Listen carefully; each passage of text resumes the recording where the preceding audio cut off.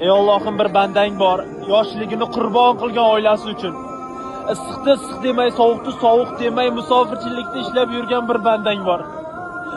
O'zi xohlamasa ham yoshligidan kechib, ota o'rnini egallashga majbur bo'lgan bir bandang bor. Akamni umrini uzoq qilgin Allohim. Nimaiki boyliging bormi, akamga ber.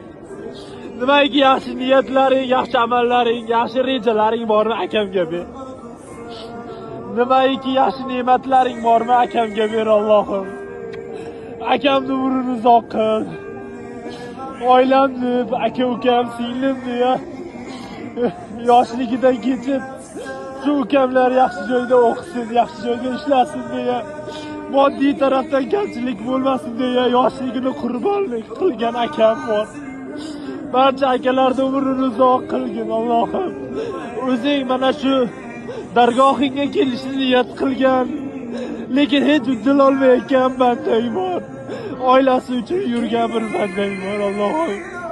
Akalarning umrini uzoq qil Allohim. Akalarga ham imkoniyat ber, uyingga kelsin, ota-onasini olib kelsin.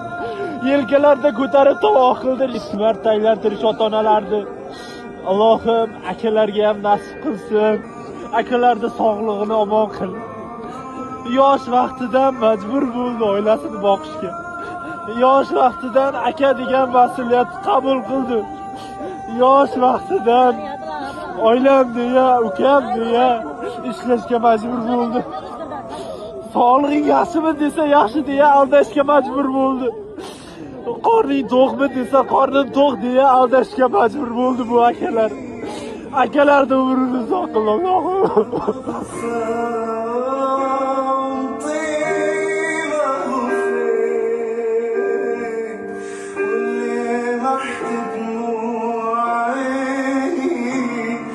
سوي نفسك